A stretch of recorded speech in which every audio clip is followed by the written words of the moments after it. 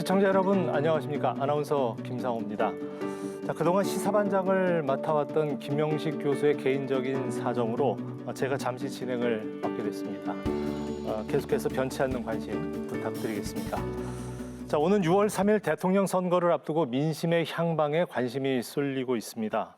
강원특별자치도는 인구는 적지만 동해안을 끼고 폐광지와 접경지를 아우르면서 역사와 안보, 산업이 복합적으로 얽혀있는 상징적인 의미가 있는 곳이죠. 자, 오늘 시사반장에서는 이번 대선을 앞두고 강원 표심의 흐름과 유력 후보들의 전략을 살펴보는 시간을 갖고자 합니다. 먼저 함께 하실 분들을 소개해 올리겠습니다. 더불어민주당 강원도당 김도균 위원장 나오셨습니다. 예, 안녕하십니까? 김도균입니다. 네, 반갑습니다. 자, 그리고 보수 진영에서 활동 중이신 강대규 변호사 나오셨습니다. 네, 안녕하십니까? 강대규 변호사입니다. 네, 반갑습니다. 요즘 두 분 한참 바쁘실 것 같은데 이렇게 시간 내주셔서 감사합니다. 자, 먼저 두 분께 여쭤보겠습니다. 이번 대선 어떤 의미를 갖고 있는지부터 좀 여쭙죠. 먼저 김도균 위원장님께 마이크 드리겠습니다. 예. 아마 이번 6.3 대선의 시대 정신은 내란 종식이라고 생각합니다. 내란 숙의 윤석열과 또 국민의힘을 비롯한 이 내란 동조 세력들에 의해 자행된 12.3 친위 군사 쿠데타로 망가질 대로 망가진 우리 대한민국의 국격과 또 우리 국민들의 인권 그리고 민생 경제를 빠른 시간 내에 회복하고 내란의 완전한 종식을 국민들께서 엄중하게 심판하는 선거가 이번 6.3 대선이라고 이렇게 생각을 합니다. 네, 감사합니다. 강대규 변호사님. 네, 전 세계가 빠르게 발전하고 있습니다. 이번 대선은 대한민국이 앞으로 30년, 50년, 100년 동안에 신성장을 할 수 있는 것이냐의 기로에 있는 선거라고 할 수가 있습니다. 김도균 위원장께서 내란 종식을 말씀하셨는데 이미 헌법재판소에서 탄핵 결과가 나왔고 국민의힘에서는 수차례 거듭 사과를 하였습니다. 형사재판이 진행되고 있기 때문에 그 과정에 대해서는 추후 살펴보면 될 문제고요. 우리가 과거에만 매몰되고 있으면 안 됩니다. 미래로 나가야 되는 시점이라고 말씀드리고 경제학적으로는 성장이냐 분배냐 우리 이 방송을 지켜보고 있는 시청자분들에게는 내 집 앞에 도로가 깔리냐 안 깔리냐 이러한 대선이 될 것이다라고 말씀드리겠습니다. 네, 감사합니다. 자, 최근 KBS 여론조사에 따르면 이재명 후보가 강원도에서 10% 이상 앞선 것으로 나타나고 있습니다. 김도균 위원장님은 도당위원장으로서 강원 지역 민주당의 선거운동 진두 지휘하고 계신데 유세 현장에서 이런 분위기를 느끼고 계시는지요? 예, 뭐 강원 지역은 모두 아시다시피 그 민주당에게는 힘들고 척박한 정치 환경을 가지고 있습니다. 특히 우리 동해안 지역은 아마 영서 지역에 비해서도 더 어렵고 척박합니다. 그런데 요즘 강원 지역 분위기가 정말 상상할 수 없는 수준으로 바뀌고 있다는 것을 이 18개 시군을 다니면서 체감하고 있습니다. 지난번에 이재명 후보가 민주당 대통령 후보로 확정된 이후에 가장 먼저 방문한 지역이 우리 강원 접경 지역과 동해안 지역입니다. 처음부터 끝까지 이재명 후보와 함께 움직였는데요. 그 열기, 감동, 사실은 지금도 잊을 수가 없습니다. 특히 그 원통 전통시장이나 거진 그 전통시장에서 봤던 그 감동은 강원 지역에서도 승리하겠구나 하는 그 자신감과 확신을 갖는 그런 계기가 됐습니다. 특히 어제는 박찬대 권한대행 겸 상임 총괄 선대위원장하고 함께 이재명 후보가 방문하지 않은 강원 내륙 지역을 이렇게 다녔습니다. 여기 마찬가지 그 응원 그리고 열기 정말 고맙고 감사한 그런 시간이었습니다. 예, 고맙습니다. 자, 여론조사를 조금 더 이야기를 해보죠. 영서 지역에서는 민주당이 우세, 그리고 영동 지역에서는 격차가 크지 않은 것으로 나타났는데요. 변호사님께서는 어떻게 보시는지요? 각 지역의 민심 흐름을요. 네, 우리 강원도의 지역이 항상 보수 표심에 기울어져 있다. 이것은 최근 10년간의 데이터만 보고 분석한 것입니다. 불과 18대 국회만 하더라고요. 영동 지역에 있는 세 국회의원이 모두 무소속 의원이었고 또 철원, 화천, 양구, 인제 그때는 이렇게 네 곳이 묶였는데 그때 이용삼 당선자 국회의원께서는 민주당 소속이었습니다. 우리 강원도민들께서는 보수층에만 표를 몰아준 것이 아니라 항상 그 당시에 합리적인 선택을 해왔던 것이 강원도민이라고 생각이 되고요.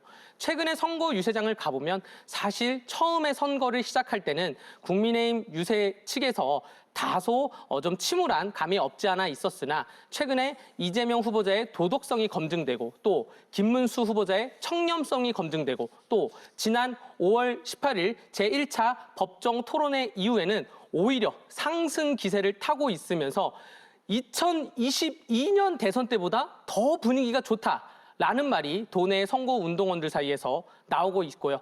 또 지금 이재명 후보자가 앞서가고 있는 지표가 다소 나오고 있다고 하지만 우리 방송 기점으로 해서 그 다음에는 어떠한 지표가 나올지 골든 크로스가 일어날지는 지켜봐야 되는 문제입니다. 네, 고맙습니다. 자, 이번 대선에서 강원도는 과연 어떤 상징성을 갖고 있는지 궁금해집니다. 특히 강원도는 다양한 지역 특성을 갖고 있는 곳인데요. 유세 전략에서 이 각 당은 어떤 차별점을 두고 있을까요? 강대규 변호사님 먼저 네, 드릴게요. 일단 이 강원도는 우리 대한민국의 축소판이라고 할 수가 있습니다. 철원, 화천, 양구, 인제, 고성, 접경지는 접경지 안보 문제가 있고요. 속초, 양양, 강릉, 동해, 삼척은 환동해권으로 관광과 수산 문제가 있습니다.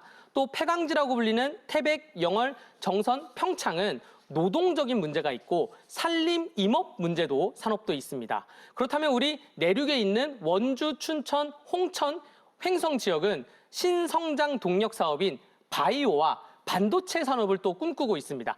대한민국의 축소판이 바로 강원도이고요. 그렇다면 앞으로 이러한 강원도에 산업을 성장시킬 것이냐 아니면 기본소득을 나눠주면서 분배를 할 것이냐 이 문제에서 전략적으로 국민의힘이 정책이 지금 나오고 있다고 보여지고요.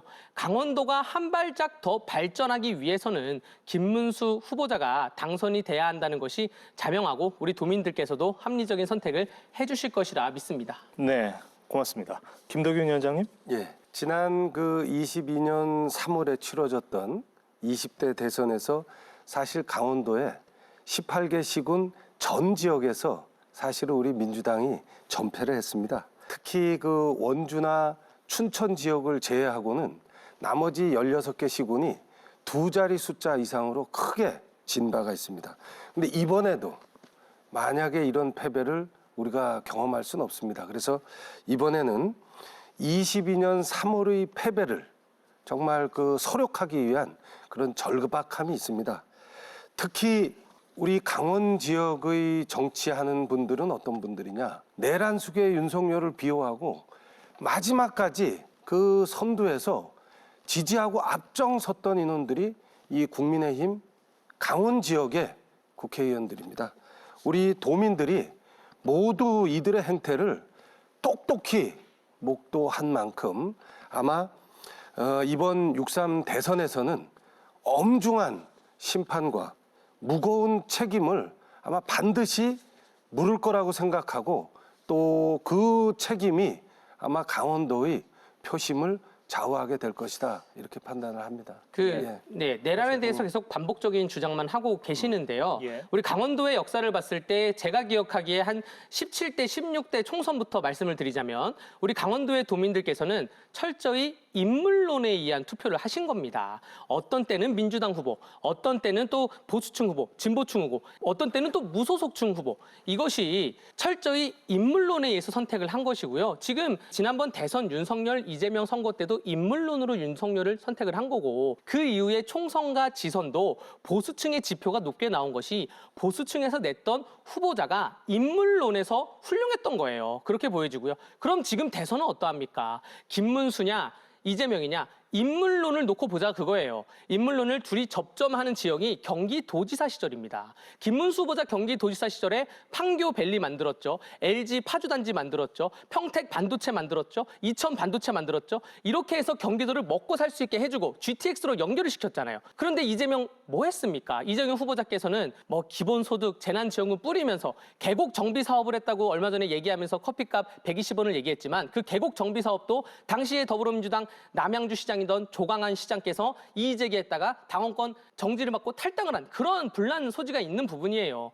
인물론을 놓고 봤을 때 봐야 된다는 것이고요. 내란죄를 다시 한번 말씀드리자면 지금 강원도에 있는 국회의원 구성원들이나 국민의힘 구성원들이 계엄 12월 3일 밤 10시에 동조했습니까? 그 현장에 있었습니까? 그렇지 않잖아요. 그런데 왜 계속 그 얘기를 꺼내는지 좀 의심스럽고요. 인물론으로 가자라고 저는 말씀드리고 싶습니다. 예, 반론하시겠습니까? 네, 우리 강 변호사께서 지금 언급하는 대부분의 사안들이 한쪽에 치우친 아마 그 본인이 그 논리적으로 이렇게 조언을 받거나 또는 그 편향된 사고의 데이터들을 가지고 지금 팩트인데요? 편향된 게 얘기한다고 아니라 팩트인데요? 생각하고 있어요. 네. 예, 인물론을 얘기하면서 그 우리 지난 겨울 정말 대한민국이 어떤 지경에까지 그 이르렀었습니까?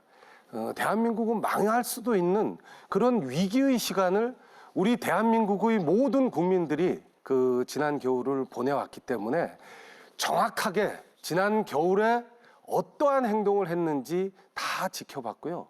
그리고 그 선두에, 그 중심에 우리 강원 지역의 국민의힘 국회의원들이 어떤 행태를 보였는지 정확하게 알고 있습니다. 이 건은 여기서 어떤 논쟁을 벌일 그런 사유라고 생각하지 않고요. 하나 그 부분은 우리 현명한 도민들께서 엄중하게 판단하실 겁니다. 제가 엄중한 판단에 도움을 드리고자 형사 전문 변호사로서 경험칙에 의해서 말씀을 드리겠습니다. 편향된 사고가 아니고요.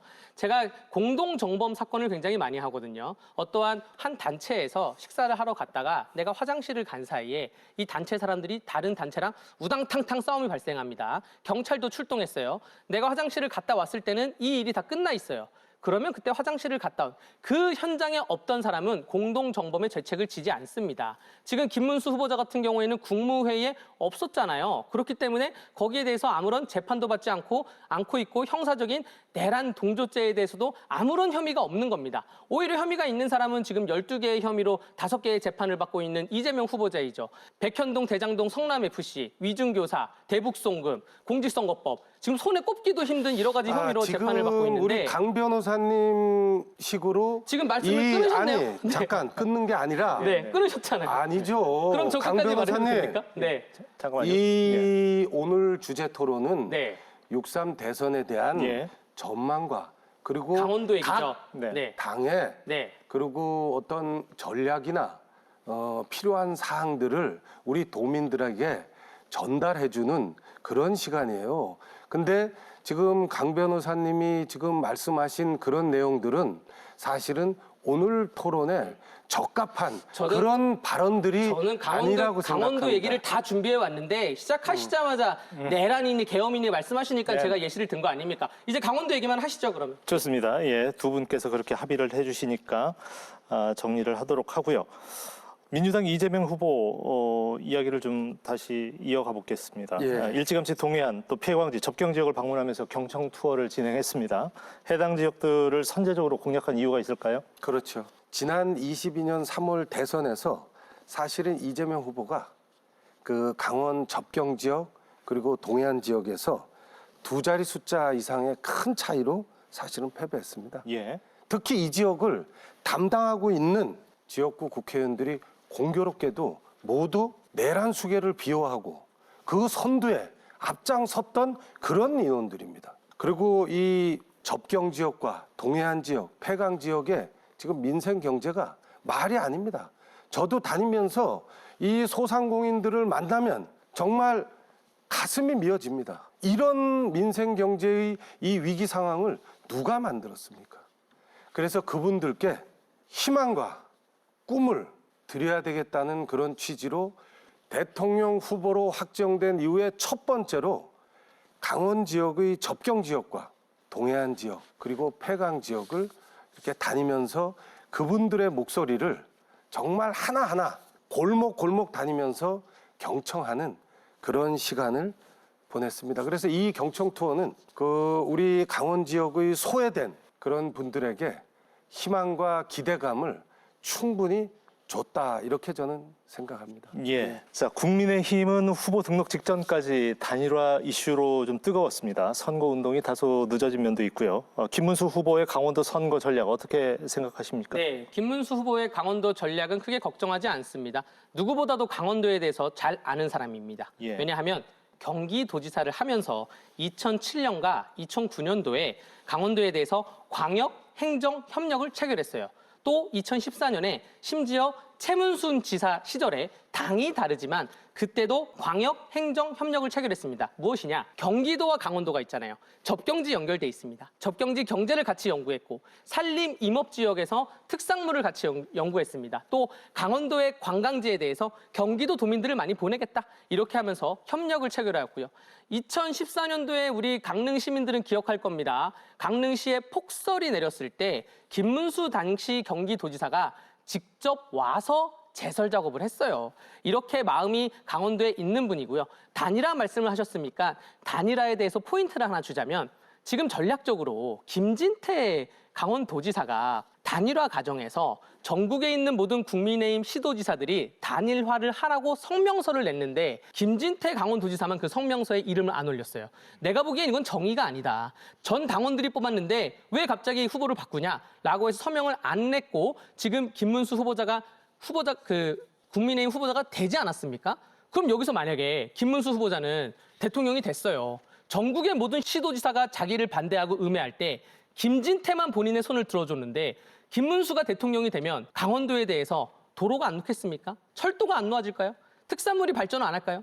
이런 부분에 대해서 우리 강원도민들께서 김진태 도지사와 김문수 대통령 후보자 간의 관계를 생각하시면서 표를 결정하셔야 됩니다. 예. 자, 두 분께서 그런 말씀을 하셔서 저도 좀 궁금한 점을 한 가지 여쭤본다면 전통적으로 강원 영동 지역 또 강원도 전반적으로 봤을 때도 보수 성향이 강한 지역이죠. 그래서 어려움도 말씀하셨고, 근데 이제 도민들의 입장에서 보면 또 뭐 지금 선거 운동을 하고 있는 입장에서 보면 민주당 입장에서 이런 얘기를 할 수 있겠죠. 지지는 안 해주면서 뭐 이렇게 요구하는 것 많은 듯한 이런 느낌. 그다음에 또 도민들의 입장에서 보면 야, 그 보수당을 찍어도 뭐 이렇게 변화되는 게 없는 것 같아. 이런 그 푸념을 늘어놓다 보니까 강원도 홀대론도 나오고 그러는데 두 분께서는 어떤 의견이신지 한번 여쭤보고 싶습니다. 제가 먼저 말씀드릴까요? 예. 여러분들 윤석열 정부 3년 사이에 한국경제 기사를 보면 국가 채무가 노무현 정부부터 시작을 해서 유일하게 줄어들기 시작했다는 보도가 있습니다. 예. 우리 전국적 말고 강원도를 살펴볼까요? 강원특별자치도법 개정이 되면서 3차 개정까지 되면서 절대 농지에서 건물이 올라가고 있어요. 이건 뭐냐면 절대 농지가 해제되면서 농업들이 발전할 수 있다는 것입니다. 설악산 오색 케이블카, 우리 김도균 위원장님께서 지역구시니까 잘 아시겠지만 설악산 오색 케이블카 강원도민들의 30년 수건 사업이었는데 윤석열 전 대통령이 지시를 내려가지고 이제 올라가고 있습니다. 그 와중에 3년 전 기억해 보시자면 이재명 당시 대통령 후보자가 양양에 와가지고 오색 케이블카를 반대한다. 왜냐하면 본인은 성남 시절에도 반대한다고 트위터에 올렸어요. 나는 환경을 생각해서 반대한다. 그러다가 도민들이 들고 일어나니까 거기에 대해서 입장을 선회했죠. 강원도에 지금 SOC 사업에 대해서 각종 예타 면제가 되고 있고 동서고속철도가 깔리고 있습니다. 여기에 대해서 절대 농지가 해지되고 있고 강원특별자치도법에 의해서 이제 막 발전을 하고 있다가 지난 12월 3일 계엄에 의해서 잠시 정체된 것이지 이거를 우리가 이어갈 수 있다는 점을 말씀드리겠습니다. 예, 알겠습니다. 예, 김도균 위원장님. 예. 말씀하신 것처럼 우리 동해안 지역에 3개 지역구가 있습니다. 아마 2000년 들어선 이후로 이 지역구의 그 국회의원들은 다 국민의힘, 전신, 뭐 한나라당, 보수 정당의 국회의원들이 이 지역구의 그 정치인으로서 활동을 했습니다. 그런데 지금 현재의 상황을 보십시오. 동해안 상황 너무 어렵습니다. 도대체 어느 부분이 발전이 됐다고 이렇게 자신 있게 얘기할 수 있는지 그것조차 안타까울 정도로 동해안 지역은 다시 한번 도약하는 기회를 잡지 않으면 안 됩니다. 지난 대선에서 동해안 우리 3개 지역구 읍면동 전 지역에서 사실은 민주당이 패배를 했습니다. 예. 그런데 이번에 확연히 변화를 저도 체감하고 있습니다. 이재명 후보가 동해안 경청 투어를 하고 또 추미애, 김병주, 김우영 의원이 강릉 유세를 적극적으로 나서고 어제 오늘 지금 박찬대 원내대표가 또 우리 동해안 지역 경청 투어를 실시하면서 동해안 지역의 바닥 민심이 어떤 기대감과 또 새로운 어떤 희망을 지금 보고 있습니다. 동해안 지역을 대표하는 정치인들 제가 다시 한 번 더 언급하면 우리 동해 삼척의 이철규, 강릉의 권성동, 양양 속초 고성의 이양수 의원 이런 분들이 12.3 친위 군사구태타에서 보여준 행동들은 사실은 우리 동해안의 주민들께 굉장히 아픔을 줬고 반드시 진정성 있는 사과가 필요한 그런 행동이었습니다.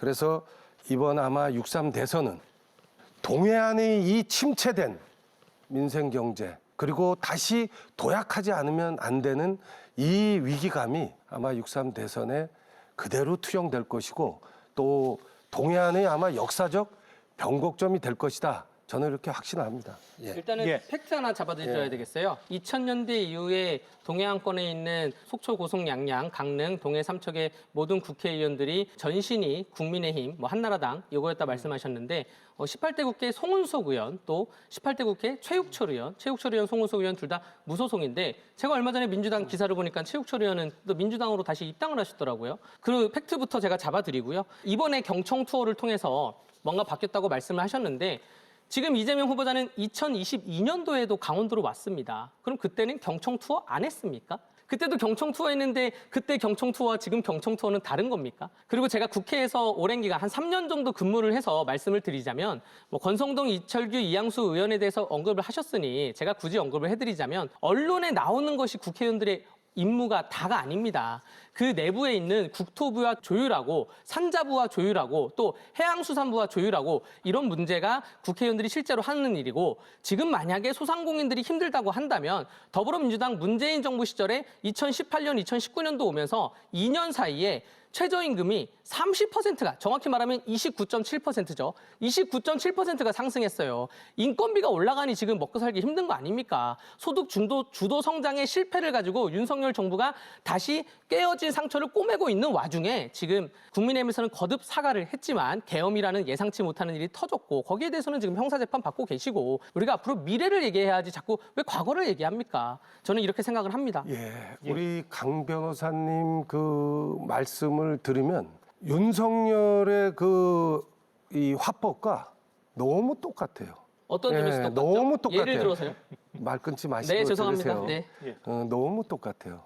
지난 3년간 대한민국이 어떤 위기 상황까지 몰렸는지 아마 변호사를 하고 계시니까 누구보다도 잘하실 텐데도 그 부분은 쏙 빼고 다시 그 앞에 있는 얘기를 끄집어내서 데이터를 제시하는 이런 화법은 매우 적절하지 않습니다. 그리고 나라가 망하는 것이 아닌가 하는 그런 불안과 우려를 느꼈던 그 마음을 본인도 아마 스스로 느끼고 있을 텐데도 전혀 그 부분을 아무 일 없었다는 듯이 과거로 치부하는 이런 그 표현은 좀 적절치 않고 다고 생각합니다. 저는 그나마 아까 한국 경제의 보도, 국가 채무에 대해서 데이터로 예시를 들잖아요. 지금 약간 감정에 가르치려고 드시는 것 같은데 적절치 않다고 말씀을 드리겠고요. 저희 그나마 윤석열 대통령실에서 화법을 말씀하셨으니까 잘못한 걸 굳이 인정하자면 김건희 여사의 뭐 리투안이나 뭐 명품백 문제 이런 거 다 잘못했습니다. 거기에 대해서는 저도 그 정권 시절에도 방송 나가서 많이 비판을 했어요. 대통령실 왜 제대로 일 안 하냐 많이 비판을 했는데 그럼 지금 앞으로 보자는 거예요. 이재명, 김혜경을 두고 김문수, 설란영을 두고 어떤 사람이 앞으로 똑같은 실수를 반복 안 할 것 같습니까? 여기에 대해서는 어떠한 기분이냐? 당당하냐? 전 당당히 김문수, 설란영 부부가 더 낫지 않겠습니까? 이재명, 김혜경 부부는 부부가 모두 재판을 받고 있어요. 김문수, 설란영 부부는 부부가 모두 지금 미담이 계속 쏟아지고 나오고 있습니다. 이러한 상황에서 도민들이 어떤 선택을 할지. 그러니까 제가 미래로 얘기하자고 하는 거예요. 우리 정말 강 변호사님이 저런 아주 그 이분법적 그 제시를 보면서 어차피 똑같은 대화를 상대방이 똑같은 방식으로 할 수 있다는 것을 뻔히 알면서 그 화법을 계속 구사하는 것이 저는 많이 안타깝고 이 부분은 이 정도에서 제가 정리하는 게 좋을 것 같은 게 네. 지금 대화를 요구하시는 좋습니다. 듯한 예, 예, 예. 느낌입니다. 자, 두 예. 분의 30초만 주시면 괜찮으실까요? 여기서 멈춰야 예, 될 것 알겠습니다. 같습니다. 네. 네. 두 분의 발언 기회를 제가 한 번씩 공평하게 네. 드렸고요. 어쨌든 열흘 후면은 선거는 끝납니다. 그렇죠. 예. 그 이후에 우리 두 분은 이제 강원도에 몸담고 살고 있는 우리의 이웃이기도 하고 지금 선거 판세에도 상당한 또 도민들에게 그 메신저 역할도 하시고 이러는데 도민으로서 선거 이후에 우리 강원도가 어떤 모습이 됐으면 하는 기대감을 갖고 계신지 한번 여쭤보겠습니다. 네, 강원도는 뭐니 해도 SOC와 교육과 의료가 받쳐줘야 됩니다. 이것이 강원도가 다른 17개 시도에 비해서 굉장히 저조한 부분이에요. SOC 공약은 김문수 후보자의 공약과 이재명 후보자의 공약이 크게 다를 바가 없습니다.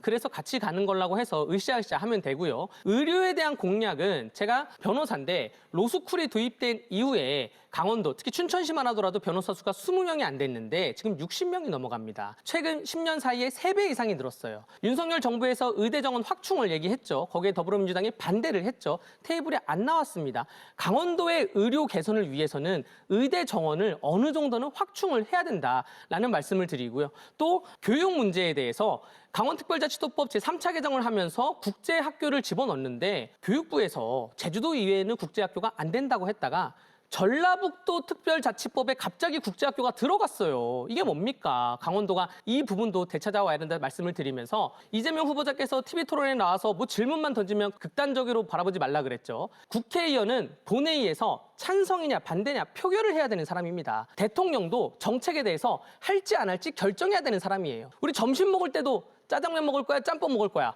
극단적으로 질문하지 마. 이렇게 합니까? 지금 선택을 해야 되는 부분인데 예. 여기에 대해서 의료 확충을 할 것이, 의대 정원 확충을 할 것인지 예. 또 국제학교 강원도에 갖고 오는 게 맞는 것인지 전라북도에 주는 게 맞는 것인지 확실히 민주당에서 답변을 해야 됩니다. 예, 발언 기회 드리겠습니다. 예. 이재명 후보가 강원 지역에 대한 공약은 언론에서 다 공개된 것처럼 사실은 매우 정교합니다. 강원 지역 전체를 놓고 광역 공약으로 7개를 제시했어요. 그리고 18개 시군 전 지역별로 그 해당 지역에서 주민들께서 가장 관심 가지고 해줬으면 하는 그런 내용들을 전부 그 지역 공약으로 전부 만들어서 제시를 했습니다. 정말 그 내용들을 보면 야, 이렇게까지 그 세세하게 공약을 정리했구나. 아마 그 우리 도민들께서 예. 지금 이해하고 있으리라고 생각하는데요. 특히 우리 강원 지역에 대한 가장 대표적인 강조점이 있습니다. 우리 강원 지역은 국가 공동체를 위해서 사실은 지난 수십 년 동안 특별한 희생을 해온 지역입니다. 이 특별한 희생을 해온 강원 지역이 그에 부합하는 특별한 보상을 응당 받아야 된다고 강조를 했습니다. 이 내용들이 아까 제가 말씀드린 7개 광역 공약 그리고 18개 시군의 지역별 공약에 다 녹아들어 있습니다. 예. 여기서 근데 중요한 것이 있습니다. 이재명 후보가 다른 정치인들이나 다른 분들하고 차이점이 있었던 것은 제가 볼 때는 공약 이행률입니다. 본인이 성남시장 할 때, 또 경기도지사 때, 또 지금 민주당 당대표를 하면서 공약 사항에 대한 이행률이 95%에 이르는 것으로 이렇게 판단이 되고 있습니다. 예. 그래서 이번에 하여튼 이재명의 공약 이행률 확실히 믿고 예. 강원도가 새롭게 도약할 수 있는 새로운 역사를 쓸 수 있도록 마음을 모아야 될 때다. 이렇게 좀 강조하고 예, 싶습니다. 네, 그 공감합니다. 그 접경지에 대해서 우리 강원도가 특별히 희생을 받기 때문에 이에 대해서 보상을 받아야 된다는 그러한 정책은 100분 공감을 하고요. 이재명 후보자의 95% 공약률에 대해서는 공감을 못하는 게 빚을 내서 공약을 돈을 나눠주면 이 공약 누가 못 지킵니까? 저보고 집 사라고 하면 제 돈 주고는 못 사죠. 근데 그 은행에서 대출을 언제든지 해준다고 하면 저도 집 살 수 있습니다. 이러한 관점에서 바라보는 거고요. 지금 이재명 후보의 공약을 살펴보면 지금 지난번 대선 법정 토론에도 나온 것이 남원시에 중앙경찰학교 유치하겠다, 아산시에도 유치하겠다. 이게 겹쳐요. 이 겹치는데 여러분들 이 홍보물이 이재명 그 중앙당에서 다 뿌린 홍보물입니다. 이거를 보면 춘천시에 국가정원을 조성 추진이고 정성군에도 국가정원 조성이라고 나와 있어요. 국가정원이라는 게 순천에 있죠. 이게 법령에 의해 가지고 예산이 지원되는 곳이거든요. 강원도에 국가정원을 한정된 예산을 가지고 두 곳을 다 줄 수 있습니까? 지금 이렇게 약간 겹치는 부분에 대해서 대선 후보를 2번이나 하셨다는 분이 이게 스크린이 안 된 거예요. 저는 그렇게 생각합니다. 예, 말씀하시겠습니까? 지금 우리 강 변호사님 지금 그 말씀은 제가 계속 반복해서 지적을 지금 드리는데요. 정확하게 확인하거나 스타디하지 않고 피상적으로 나와 있는 것을 가지고 예. 본인이 예. 유추해서 이럴 것이다라고 판단을 해요. 네. 국가 정원이라는 것이 그 여러 가지 형태와 여러 가지 수준이 당연히 존재할 수 있는데 어떤 화법을 통해서 그 듣는 사람을 이렇게 오해하게 만드는 그런 것들은 적절하지 않습니다. 자, 지금 방금 제시한 것처럼 18개 시군 그 지역별 공약을 정말 우리 도민들께서 하나씩 보시면 각 시군이 그 주민들이 그동안 얼마나 원했고 또 꼭 이루었으면 하는 내용들이 필요한 사항들만 적시가 되어 있어요. 자, 이재명 후보 어떤 사람이었습니까? 저는 김문수 후보에 대해서 말하지 않습니다. 이재명 후보 어떤 사람이었습니까? 성남시장, 경기도지사 당대표 하면서 본인이 제시한 공약사항 어느 누구보다도 공약 이행률이 높은 사람입니다. 네. 이번에도 미래라는 게 뭡니까? 과거에 그 사람이 어떠한 행적을 가지고 있느냐. 그것이 미래도 그렇게 만들 수 있는 그 확률이 높은 거죠. 이재명 후보의 이 공약 이행률은 어느 누구도 따라갈 수 없습니다. 자, 이걸 보면 당연히 소외된 강원도에 이렇게 정교한 공약들이 어떻게 이행되는지 저는 확실합니다. 아마 지금 염려하시는 것들이 현실로 드러나는 모습을 우리 강 변호사께서도 보게 되지 않을까 이렇게 생각을 합니다. 공약과 예. 관련해서 제가 좀 정리를 할게요. 아무래도 선거운동 기간이 좀 짧다 보니까 공약이나 정책에 대해서 좀 잘 모르겠다. 이런 말씀들도 많이 있어요. 그래서 지난번에 강원도청에서는 2030 미래전략과제를 각 정당에 전달을 했습니다. 그래서 뭘 할 거냐? 이렇게 좀 질문을 구체적으로 드렸죠. 그래서 제가 여기서 좀 질문을 드린다면 민주당과 국민의힘에서 각 당에서 강원도를 위해서 가장 중점적으로 이거는 꼭 이번 그 대통령이 오거나 정권을 잡으면 해결하겠습니다라고 제시할 수 있는 공약이라고 하면 한 가지씩만 좀 말씀 주실 수 있을까요? 먼저 드리겠습니다. 예. 강원도는 접경 지역이라는 이 특수성 또 특수한 지정학적 환경을 가지고 있습니다. 이 접경 지역 일대에 대한 평화와 안전을 확보하는 이 실질적인 정책 그리고 젊은 사람들이 정주할 수 있는 일자리 여건을 만드는 일이 아마 최우선적으로 이루어져야 될 겁니다.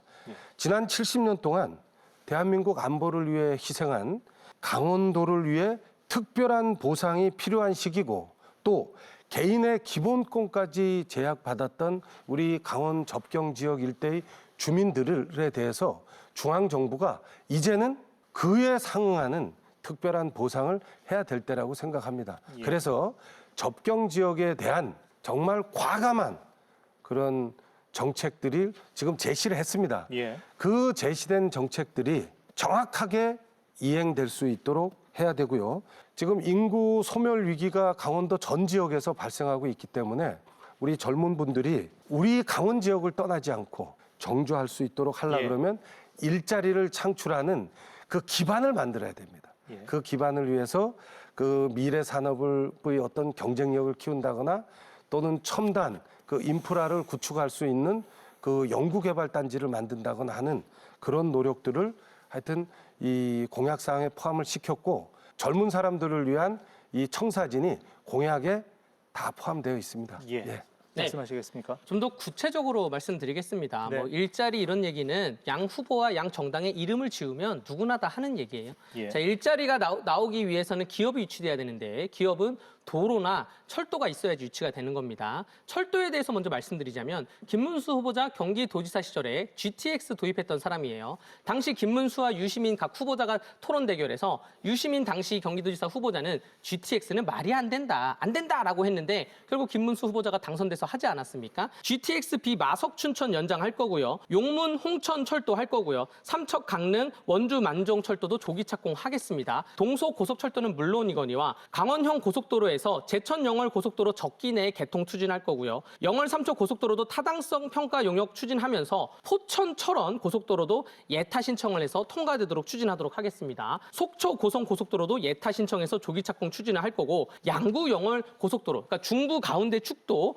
중점적으로 하겠다라고 말씀드리겠습니다. 우리 도민 여러분들 잘 보셔야 돼요. 공약이라는 게 물론 강원도 공약이 더 그렇습니다. 강원도당 양당이 이제 사이가 좋기도 해요. 그렇기 때문에 강원도청에서 나오는 걸 협력을 해가지고 우리 이번에 강원특별자치도법도 처음 통과될 때 허영 더불어민주당 의원이 발의를 하고 도청이 도와서 통과되지 않았습니까? 이름하고 정당을 지으면 공약 다 비슷해요. 누가 더 구체적이냐 하나 보셔야 되고요. 제가 두 번째 말씀드린 차이점이 의대 정원 확충, 의사수 늘릴 거냐 안 늘릴 거냐, 국제학교, 교육의 인프라 늘릴 거냐 안 늘릴 거냐. 이것은 보수냐 진보냐, 성장이냐 분배냐의 차이이기 때문에 이런 점에서 차이 나는 점에서 누구를 찍을지 짜장면인지 짬뽕인지 투표를 명확히 하셔야 됩니다. 네. 예, 알겠습니다. 이 부분에서는 저도 한 말씀 드려야 될 것 같은데요. 네, 말씀하시죠. 예. 예.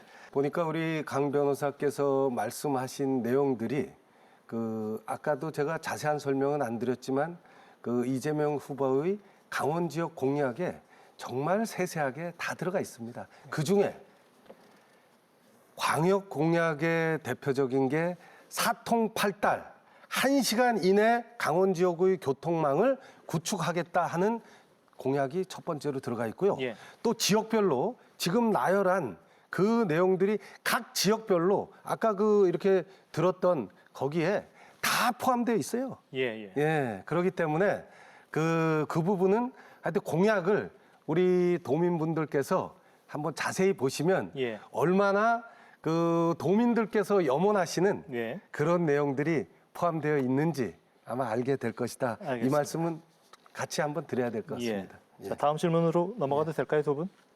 네. 네. 자, 이제 선거 운동도 종반으로 치닫고 있습니다. 남은 기간 강원도의 표심에 영향을 미칠 요인 두 분은 뭐라고 보시는지 궁금합니다. 예, 강대규 변호사님 발언 기회 드리겠습니다. 네, 남은 변수에 대해서 설명을 하시자면 예. 강원도 표심뿐만 아니라 전국적인 표심으로는 법정 토론회가 이제 남아 있기 때문에 그것이 있을 것이고요. 예. 강원도 표심으로 보면 더불어민주당 이재명 대표는 경청 투어를 했는데 또 이 기간 안에 강원도로 오실지는 모르겠지만 김문수 후보자는 아직 방문을 안 했습니다. 거기에 대해서 국민의힘 강원도당에서는 이 방문에 대해서 일정을 지금 세밀하게 고심하고 짜고 있는 것으로 제가 알고 있습니다. 여기에 지금 우리가 지금 양당에 대해서만 얘기를 하고 있는데 다른 당까지 좀 포함해서 좀 말씀을 드려야죠. 개혁신당이나 민주노동당에 관련돼서 단일화 과정이 있을지 없을지 이 문제도 전국적인 표심 또 강원도 표심에도 영향이 미칠 것이다라고 생각이 됩니다. 예. 김도겸 위원장님. 예. 아마 이번 6.3 대선의 시대 정신이 내란 종식인 만큼 저는 큰 이변이 발생하지 않을 거라고 생각합니다.